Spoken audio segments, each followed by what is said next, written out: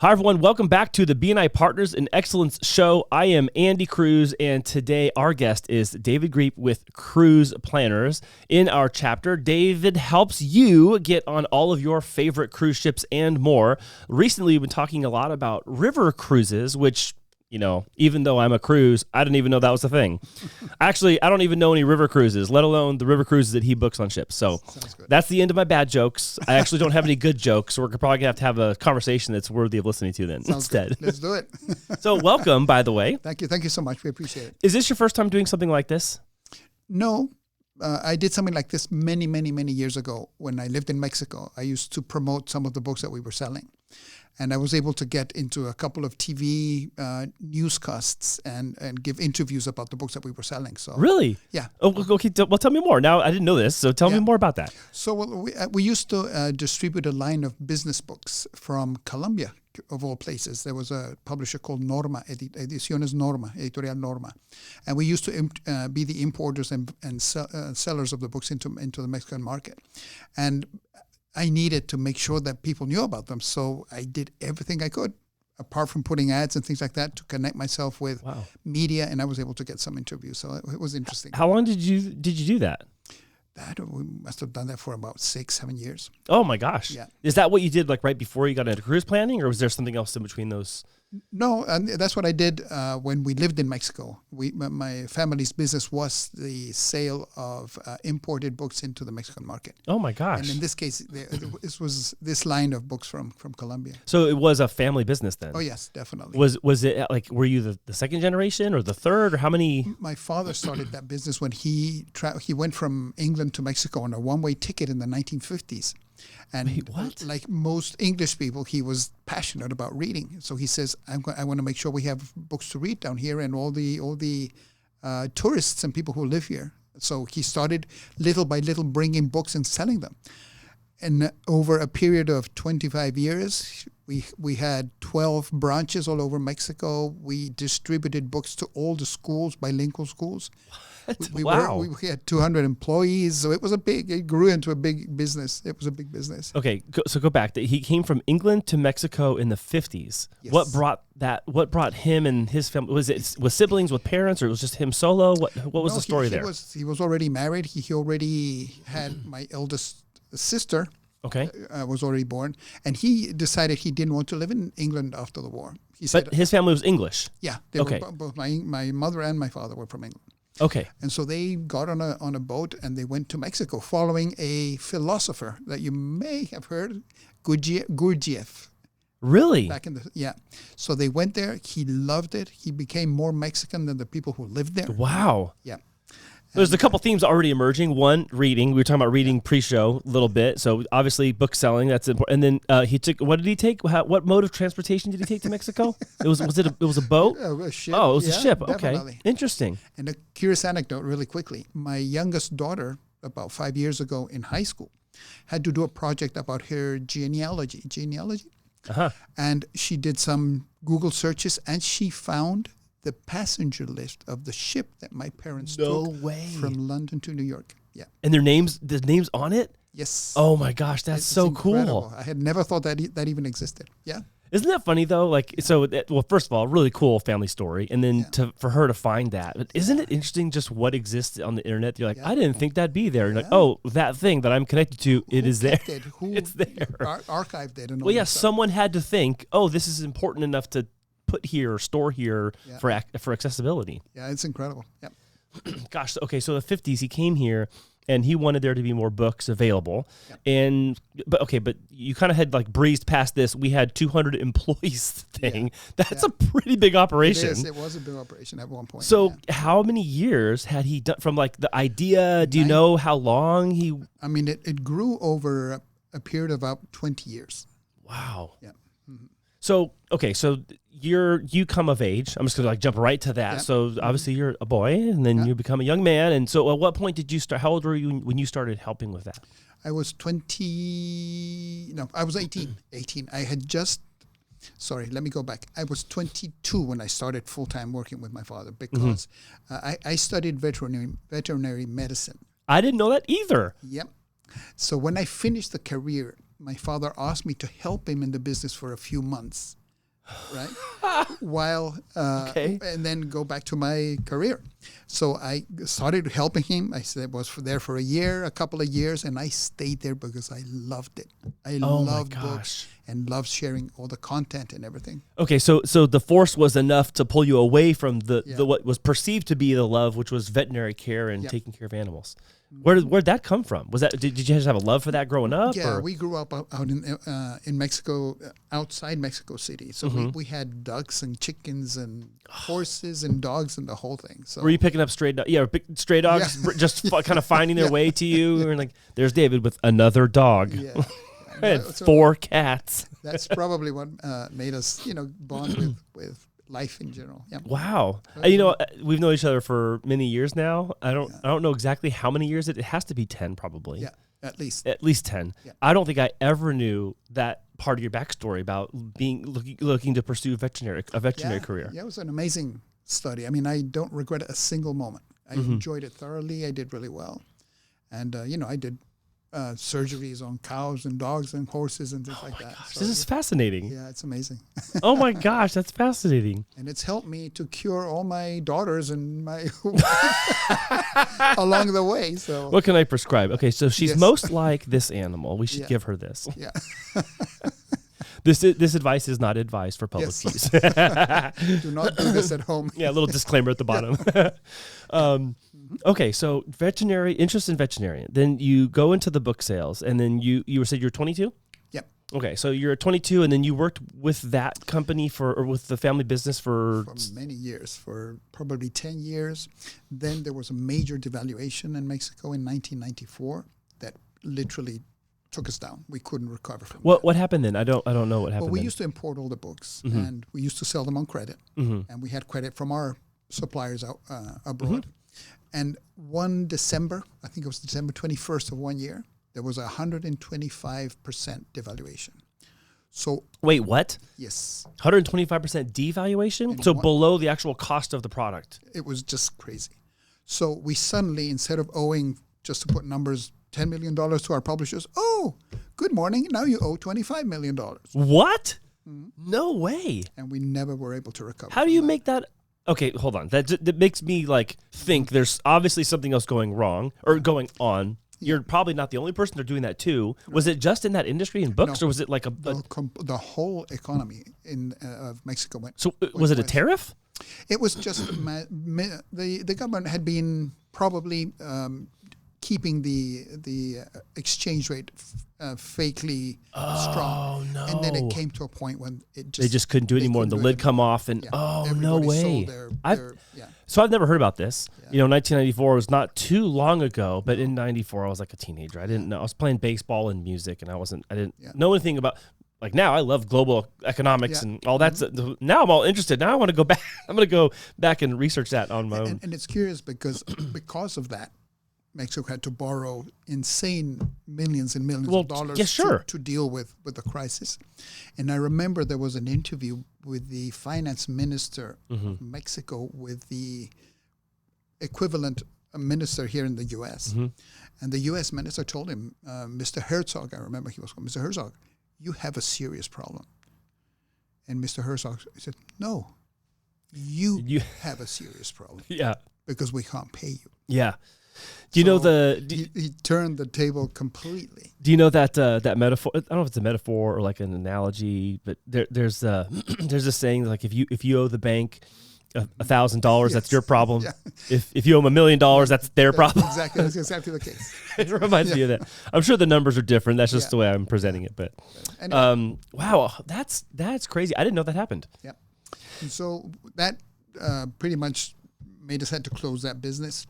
And then I started a small publishing company of books that my wife and I actually wrote, and we had some staff members to design, and we got some. We printed as a third-party printers. Oh wow! And we started printing and producing books for helping people to learn English. Oh my gosh! So Spanish to English. Mm-hmm. Oh my gosh! Spanish to English. So we even wrote a dictionary. A Spanish. Really? Can I still find, are these in the market somewhere? There's some old relic I could find? I have some at home, but it's been a long time. That's really cool. Yeah, but we sold about 30,000 copies of our dictionary. And so you know how many I've sold? 0. That's amazing.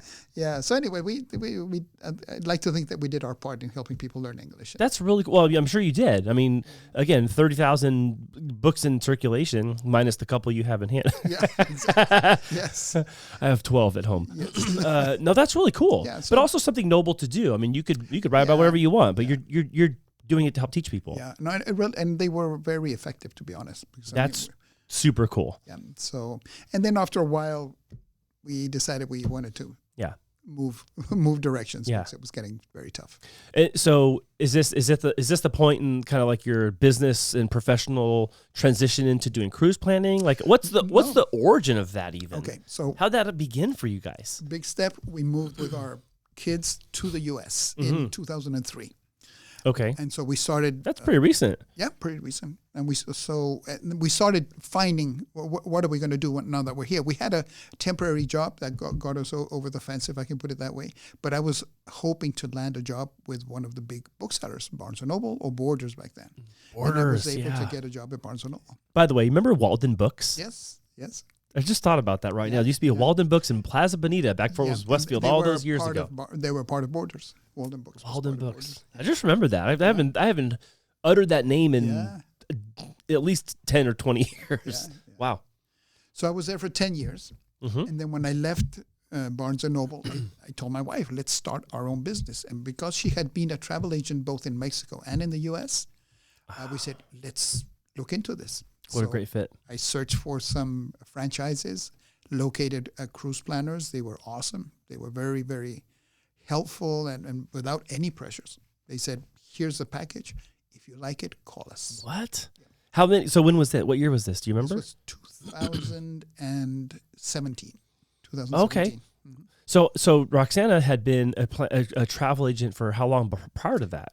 A good 15 years. Oh, geez. Yeah. Okay, so she's going on her 24th year of doing cruise planning, or not just cruise planning, but travel planning? Yeah, travel planning, yeah. Oh, my gosh. Do you know how many places you've visited? How many different countries and all that? Myself? Do you keep record of all that together? No, I don't, but I haven't traveled that much. I mean, we've been fortunate to go to many places in Europe.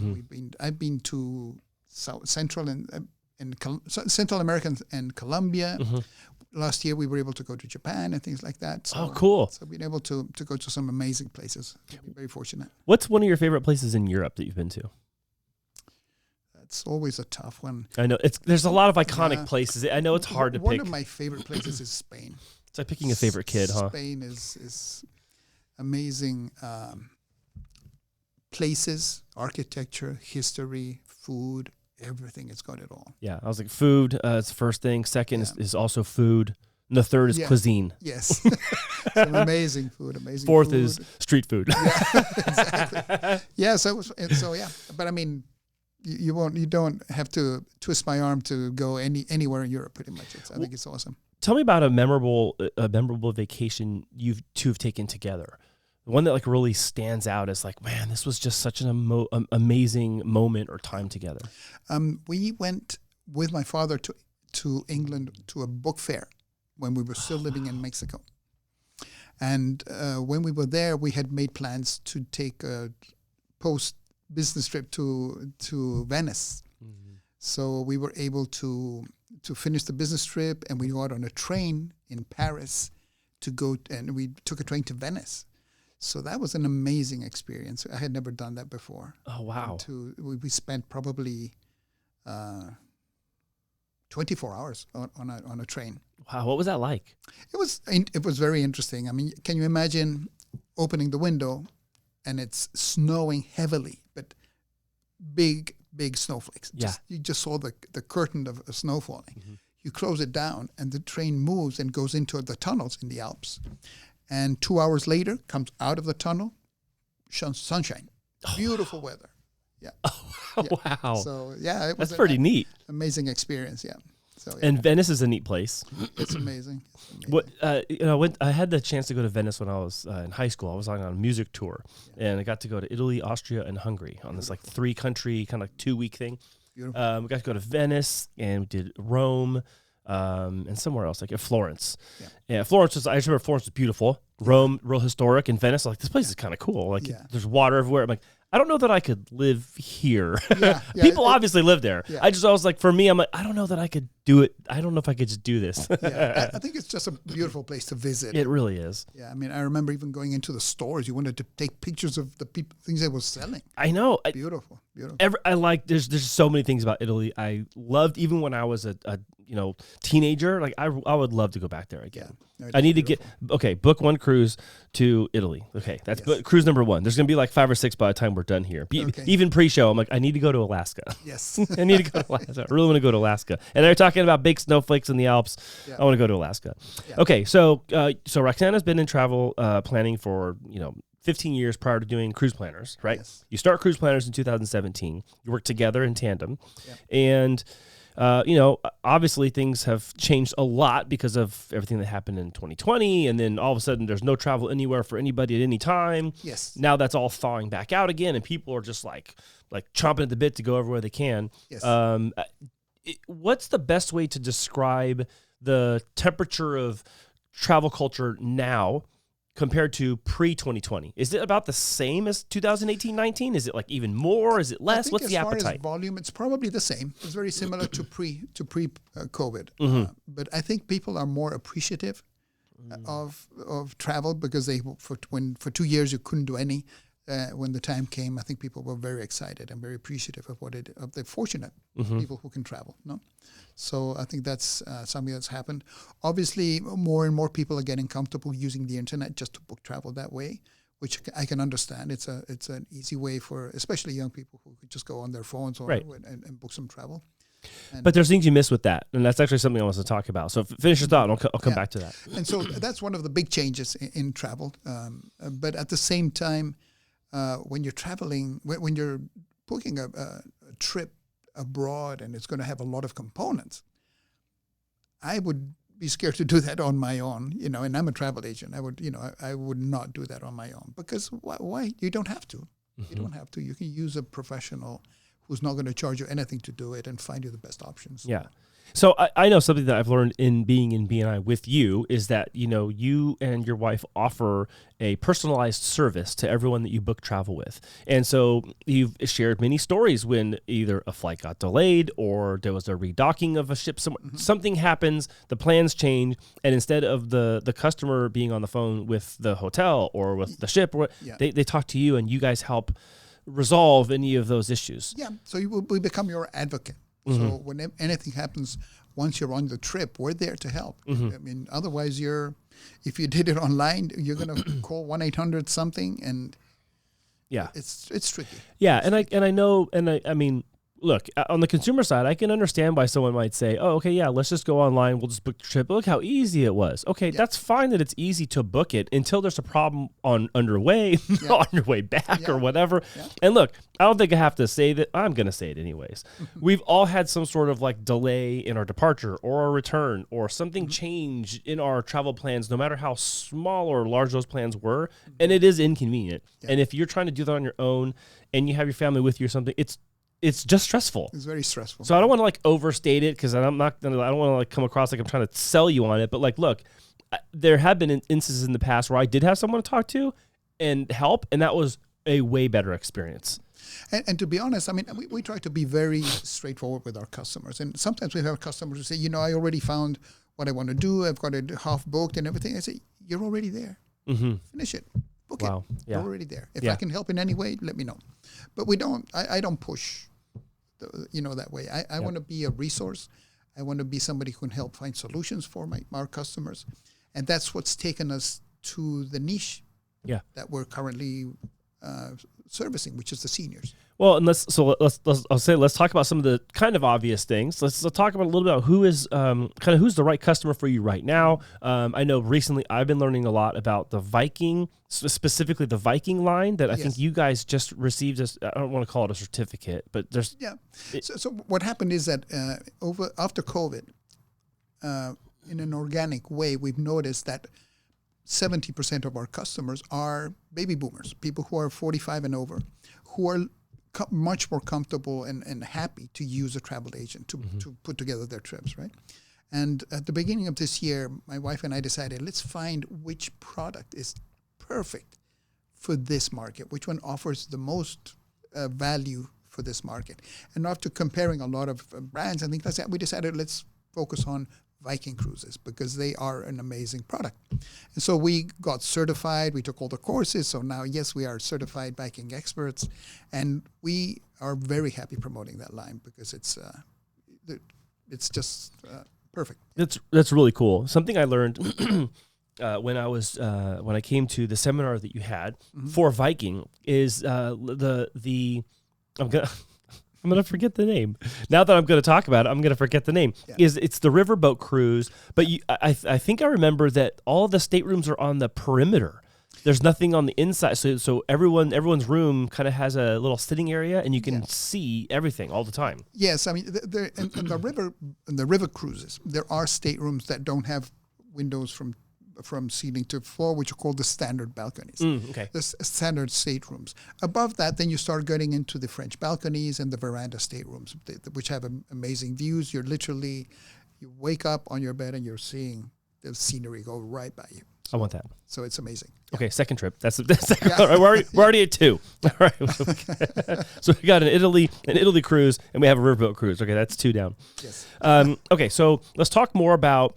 Okay, so I want to make sure that while we're having this conversation, we're actually tackling kind of how are people finding you? What are they finding you for? Is it only that you offer ease in the booking that people are choosing you? Talk to me more about that.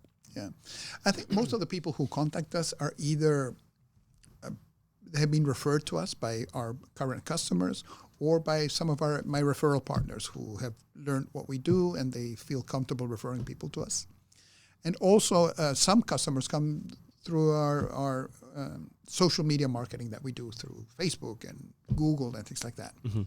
And after that, these customers will stay when they see the effect and this ease of our services. They just call us and say, "Hey, David, I want this. Just book it." They don't even ask me, "Hey, how much it cost?" They just say, "Book it."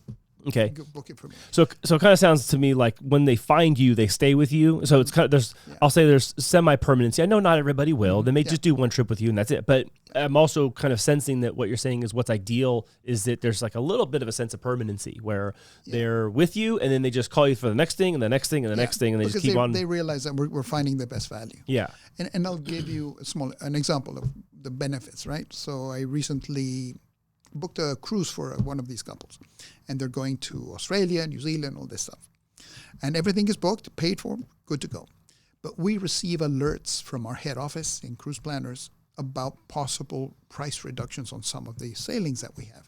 And I received an alert for this particular sailing.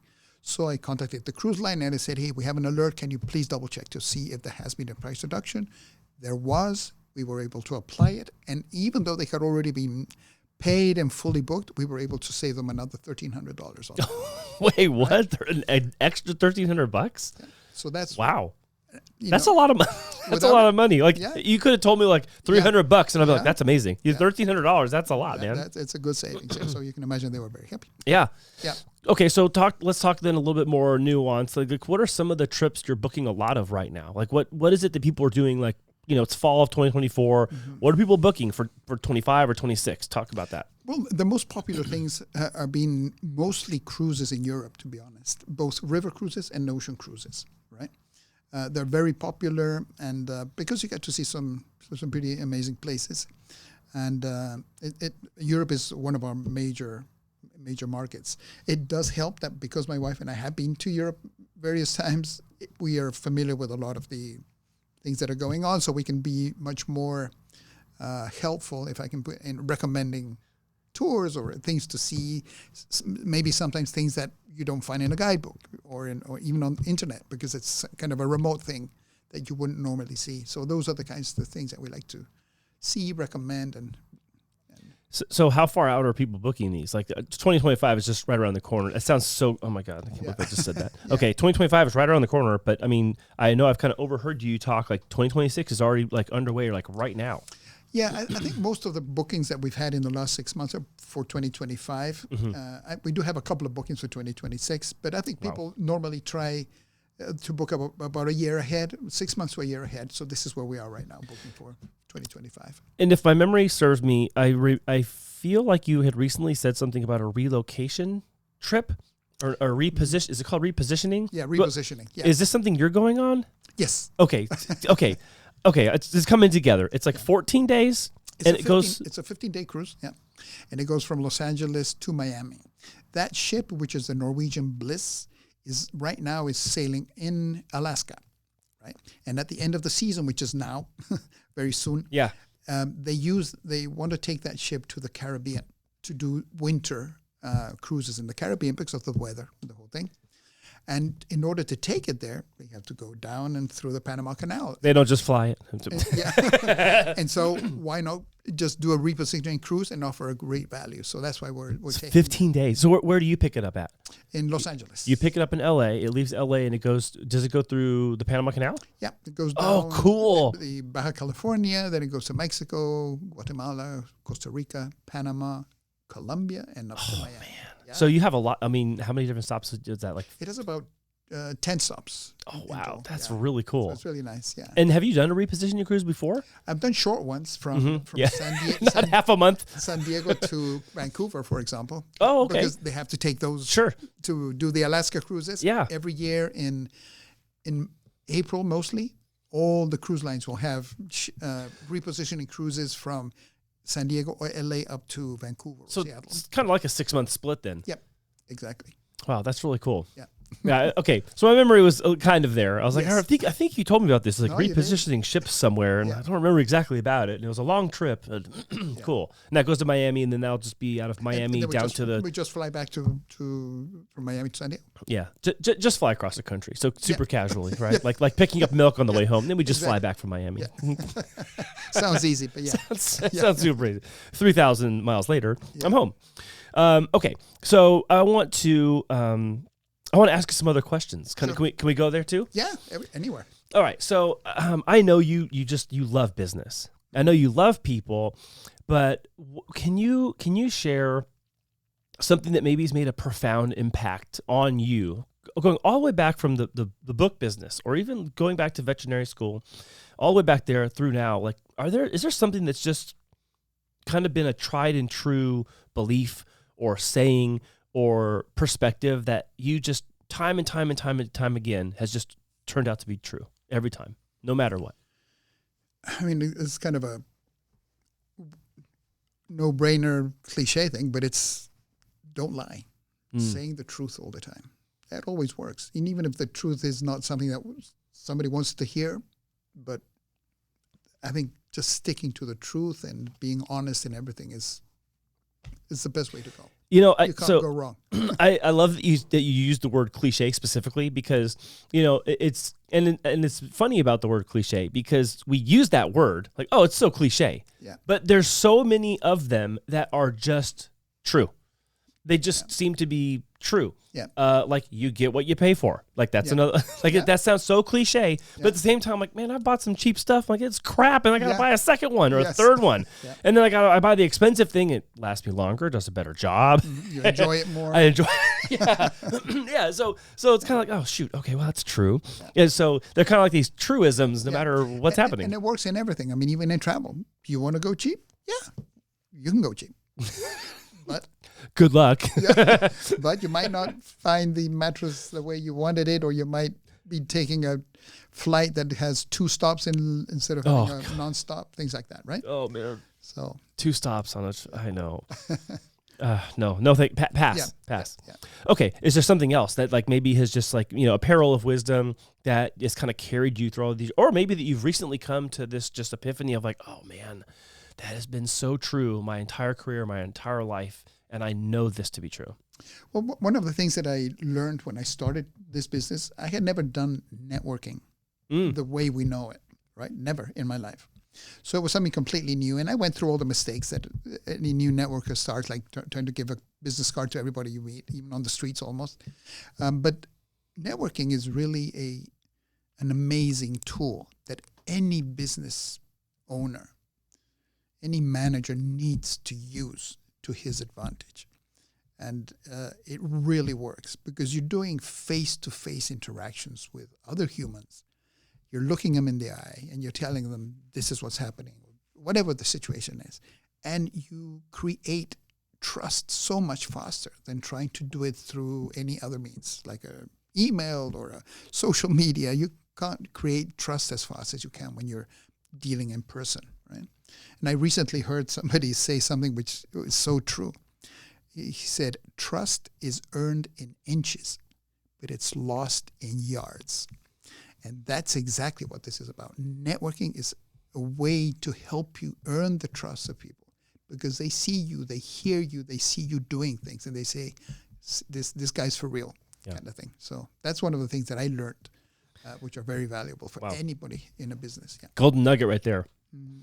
So talk to me maybe even a little bit more specifically about networking, specifically our chapter BNI Partners in Excellence. What is something that, maybe is a really positive experience you've had as a member of the group? Well, I think one of the most gratifying things of being a part of the BNI group is the fact that you share and give a lot of things to your group. And so every time you're able to do that, it feels so good that you're actually contributing to that little community, which is your chapter, right? And I've seen it happen many times, and it's really, really happy. The example that I can give is with Michael from Calco's Pest Management, for example. Mm-hmm. I was able to refer him because he asked for that referral for somebody in the U-Haul business. Mm-hmm. So I was able to refer him, and I believe that he now services 4 or 5 U-Haul centers in San Diego, and it's one of his largest customers. Oh, wow. So that's the cool. kind of thing that when you hear something like that, you feel really good. You say, good. Yeah. Good. Yeah. Tell me about a great referral you've received. Well, I've received many. One of the referrals that we received came from Alejandra La Rosa from Torrey Pines Back, and she referred a person, one of her customers, who I believe is a produce distributor. And this gentleman with his partner, they always travel with 3 other good friend partners. So in total, they always travel in 8s. Oh, wow. 8. So it's really cool because whenever he contacts us, we know that we're geez, you quadruple the bookings. Yes. Wow. So it's really good. But I remember one instance, and this is another important thing of using a travel agent. They had booked a cruise in the Caribbean a couple of years ago. And everything was booked, paid for, ready to go. 2 days before they left, one of the fathers of one of the couples had a massive heart attack. Oh, no. And long story short, they had to cancel everything. Nobody went because they were all all or nothing, right? Yeah. So because they used us, we were able to fight for with the cruise lines, with the airlines, with everybody to see how much we can recoup when it was only 2 days before. I mean, normally 2 days before, you're done. Yeah, you're way past the So we were able to get at least 70% of their investment back to them. Oh, wow. So wow. That was another big win. So whenever you are able to help in that way, again, it's a big plus. So that's so I didn't know you were going to have that unique of an example. Mm-hmm. I was going to ask you, what is maybe something that's like unique or memorable that really stuck out to you as like oh, wow, I can't believe that just happened moment. Yeah. I've heard a couple of interesting ones here, so I'm wondering what yours might be. So what like an experience? Maybe it was a specific outcome or an experience that a customer had, or where it kind of caught you and you're like, whoa, I never thought I'd see that happen. Wow, I'd have to think about that one because there've been so many stories. Like, did someone give birth on a cruise once? Wow. No, I don't think I've had some nothing like that. Interesting things like that. But did someone win $100,000 at the casino once on the cruise and come back home, yes. or something like that? I don't think I've seen that, but I have been able to help people book some pretty interesting pieces of travel. Like one of our first customers was a couple who were getting married, and they wanted to do a honeymoon, but they had no idea where to go.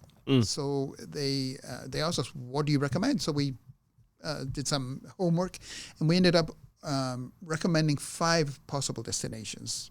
I think one was Bora Bora, Europe, Africa, South Africa Safari, and things like that. Mm-hmm. And we thought they would, obviously they're going to go to Cancun or they're going to go to Europe. No, they chose a safari. Oh, wow. They chose a safari. So it was actually our first time putting together a safari trip, and it worked really great. How cool. But as always happens, and this is where the travel agent comes in. Their flight was from San Diego to JFK in New York. Mm-hmm. From there, they're taking the flight to South Africa. Their flight from San Diego to JFK was delayed 2 hours. Oh. When they arrived, when they were landing in JFK, I got that phone call. Said, "Hey, David, we're going to miss our flight. What do I do?" So I said, as soon as you get off, get your luggage or whatever you need to do and go to the South African Airways counter, and I'll be in touch with you before then. So we called our providers and people. Then by the time he got there, we had already rebooked him for the next day. What? We had booked him a hotel in New York and a transfer to the hotel, and were able to move his excursions on the first day in Africa so that he didn't miss any of his experiences. No way. So, yeah. Wow. Again, that seems like a Herculean effort. Fortunately, we have. I mean, for me, because I'm not doing that. For you, you're like, yeah, I made a couple of phone calls. But like, because we have that's important. Providers, we were able to put it together that way. But it's stressful. It is their honeymoon. We stress for them, Yeah. But fortunately, it works out. It worked out, and everything went well. I don't know, man. Between the two of us, I seem to be the really bald one. So, you seem to be handling the stress very well. I'm currently looking for something else other than stress to blame for my baldness. So if you come up with something, let me know. Sounds good. It's certainly not my delayed travel plans. So, yeah. All right. So, what keeps you up at night? You know what? I saw that question when you emailed me some of the questions. I said, what keeps me up at night? Not much, to be honest, but if there was something that kind of bothers me or makes me feel, if I can say the word disappointed, is the excessive corporate greed that we seem to be living in. Oh, right? Wow. Where you see so many people being affected by some of these excesses in corporate greed, which I think is unnecessary. It doesn't do any good to the local communities, and you see it hurt. Well, this is probably a good point also to put some context on this as well, because of your role with the National City Chamber of Commerce. You are in direct contact with dozens, if not, more than 100, hundreds of local businesses here in South Bay, who you directly see the impact of those things. Yes, and I want to underline the word excessive, because I think one has to be ambitious, one has to be almost greedy to be able to succeed. You need to have the hunger to succeed and drive and to get ahead. Yeah, that's awesome. But when it gets excessive, when you start hurting people in order to get to that excess, right? That's what's not cool. What the young people would say, that's not cool. That's when David's going to knock down your front door and punch you in the mouth and steal your wallet. Yeah. So, but he's not sending you on a cruise with your own money. Yeah. But I think it's just a question of everybody supporting their local communities. Yeah. Whenever you can, go and support your local businesses. People who are sending their kids to camp, rather than, hey, the kid is going to get a plane this week, kind of thing, or whatever they do. Hey, what'd you do on Saturday? Oh, I went plane shopping for my daughter. Yes. We're trying to decide between these three. Yeah. What? I'm maybe exaggerating, but that's the. I don't know. Well, I don't know. Maybe not. I'm not plane shopping, so. Yeah. I think my example is exaggerating, but I think it's an important thing for everybody to support your local community, grow your local community, and participate as much as you can in your local community. I think it's important. Okay, I'm going to ask a personal one. Sound good? Yeah. What is something your father taught you that you'll never forget? And we'll go back to the truth thing. That was one thing which he never let us get away. And as you know, when you get older, you can see when somebody is not being truthful. So whenever he sensed that, he immediately put us to the right. He said, that is not the way this is going to go.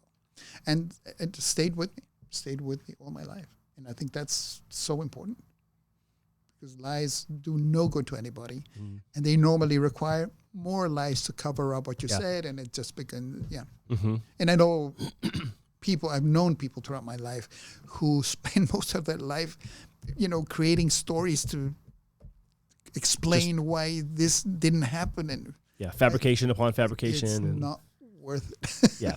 No one cares. There's no reward for it. Yeah. It's all just adding embarrassment to yourself, right? So I think that's one of the biggest values, both my father and my mother. Yeah. So tell me about the importance of, your teamwork with your wife, Roxana.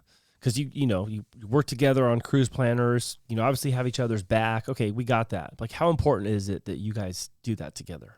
Well, I think it's a great way to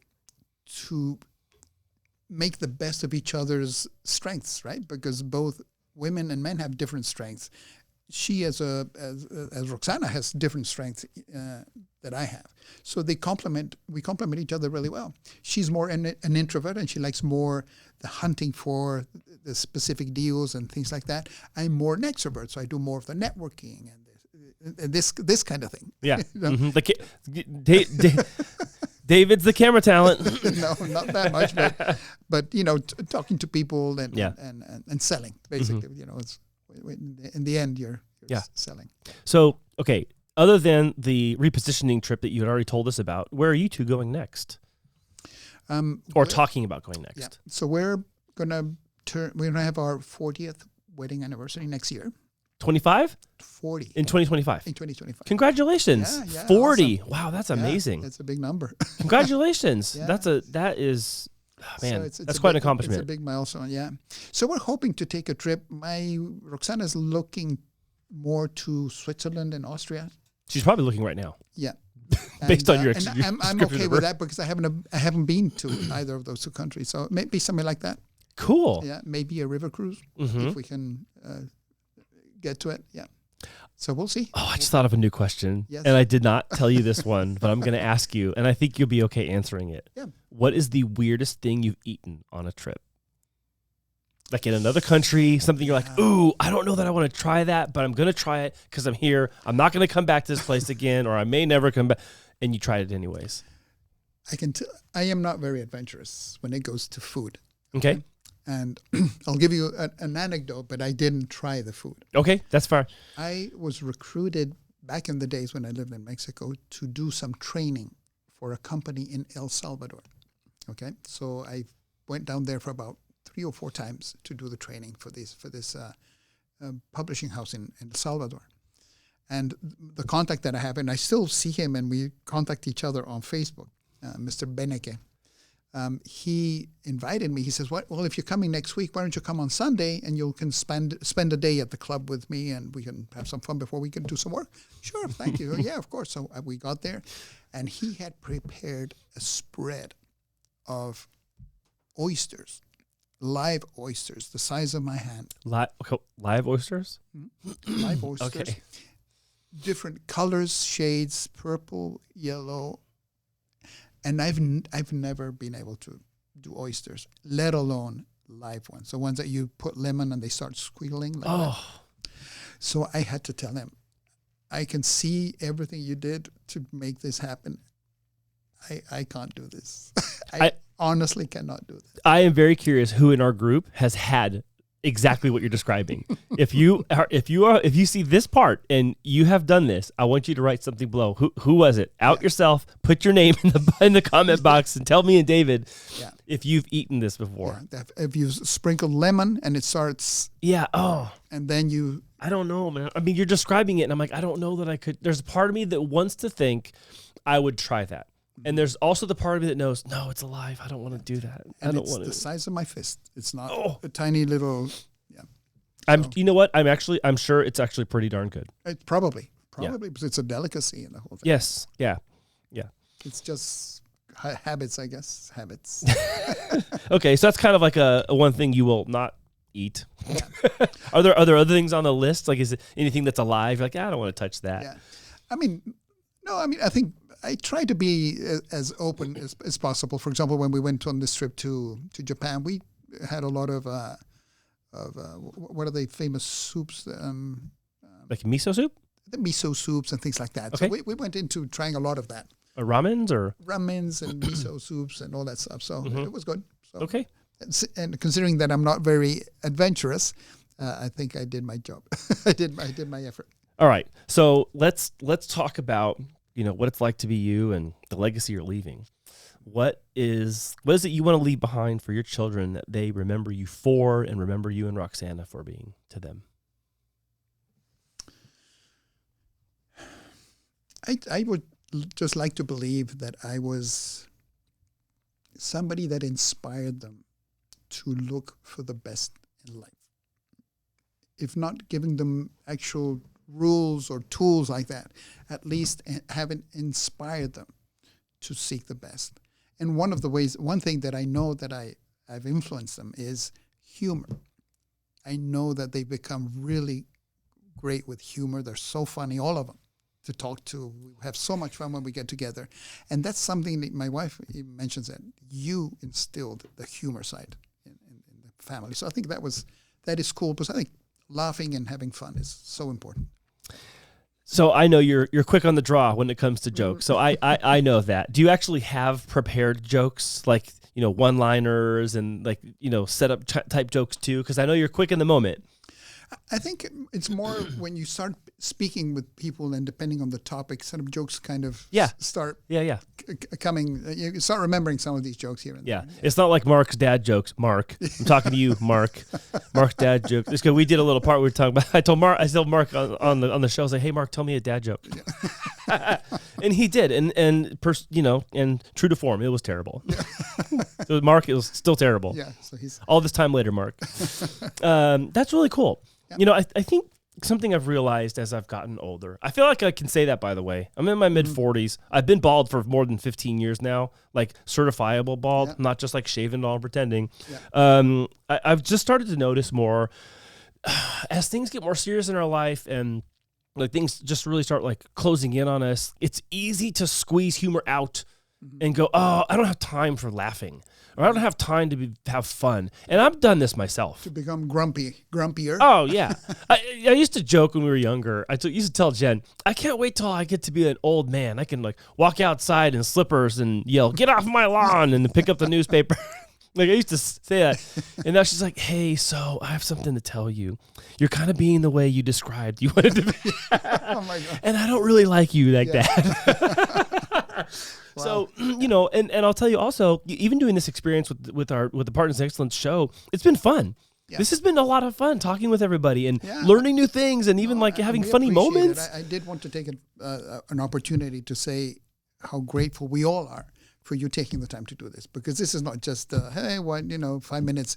You've put a lot of effort into it. This is fun for me. I really love this. Thank you for saying that. But I need you to know, and everyone else, like this is so gratifying for me because of what I'm mentioning. Like so much of my life has been serious, and and I have grown up enjoying laughter and humor and comedy and being quick on my feet, but also liking prepared kind of out of left field gotcha joke punchlines.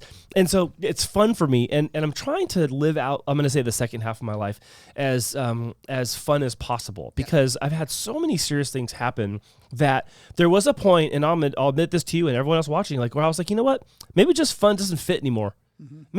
Maybe fun just doesn't fit. Yeah. And I was like living under that, and that wasn't good for me. It wasn't good for people around me. Yeah. And it's like, and then it becomes another cliche: misery loves company. Yeah. Right. And then who am I surrounded by? Oh, you're miserable too. You're miserable. We're all here in the misery lounge. Yeah. Wonderful. This sucks. So I'm trying to come back around to the whole laugh again and enjoy things and have joy in your life. And so, this has been a lot of fun for me to be able to do this too. Oh, that's awesome. And I can't do this without you guys. So just be me sitting and talk about myself. And that's one of the nice things about our chapter, that there's a lot of good humor in our meetings, and that really makes it lighter. Yeah. Makes the meeting lighter and more meaningful. Yeah. Yeah. This has been a lot of fun.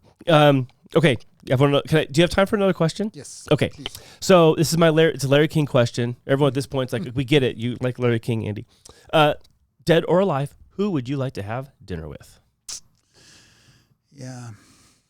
Well, obviously there are some of the obvious answers to that would be, I'd like to have dinner with my dad again, right? My mom again. Why not? To ask them those questions that you never got to ask, and now you realize I should have asked them, kind of thing. But if we got a little bit out of that sphere, more personal sphere, somebody that I would like to have dinner with is a lady called Mother Antonia. I don't know if you've ever heard of her. Okay, no, this is brand new. Go. Okay. So Mother Antonia was a woman who was born and raised in Los Angeles, a wealthy family, well-to-do, Beverly Hills, the whole caboodle. And she was living in that very comfortable, very high-end life. Married, I think she had 2 children, the whole thing. One day, this was probably in the 1990s maybe, she was invited by her frou-frou friends to go and do some volunteering in Tijuana. So she said, sure, let's go. So off they went. And they happened that day to go to the prison in Tijuana, the main prison in Tijuana, which you can imagine is not a Hilton, right? So they were there for the day. And when she came out, she made the decision that she was going to spend the rest of her life helping the prisoners of Tijuana. She gave up her fancy life, and she went to live the rest of her life in a prison cell inside the prison of Tijuana, the rest of her life. What? I've never heard this. Yeah. Yeah. And the reason I bring that up is because I was fortunate to have, I don't remember where I saw the book about her life. It's called The Prison Angel, the book. It's published by Penguin. It's available. Wow. And I read the book and I said, this is amazing. And I remember sending copies of the book to my father in Mexico and my brother. Long story short, they requested the rights to publish it in Spanish, which they got, and they published it.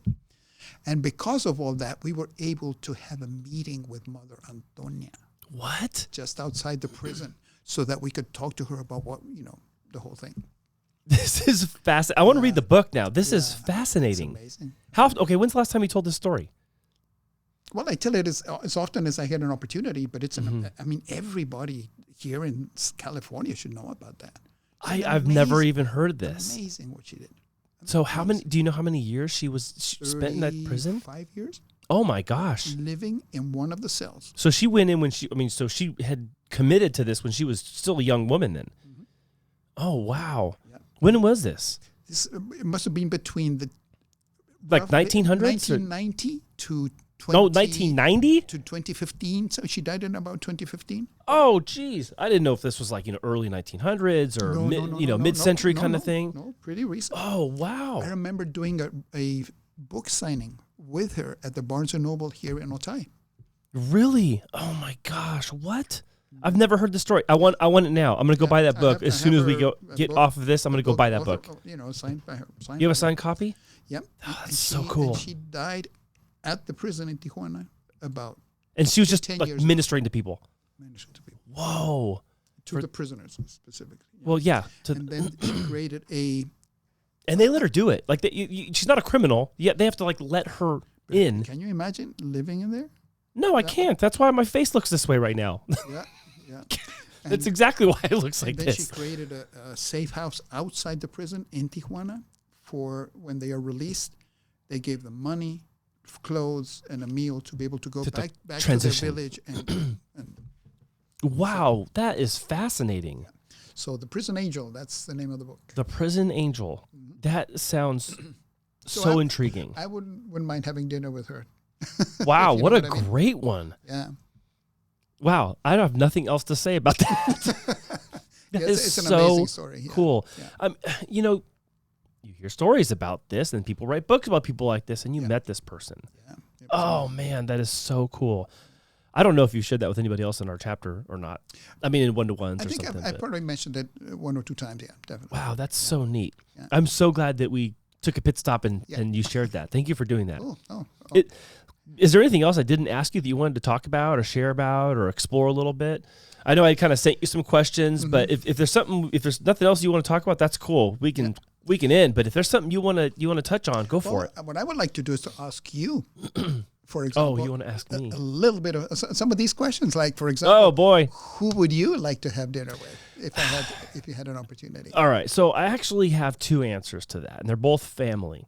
One is Edward Dobman, my mother's father. So my mother's father, my grandfather, Ed Dobman, he spent his entire career as an engineer, and he was like a builder of things. He's where I learned who I learned how to bake from. because all these family recipes go through the family line.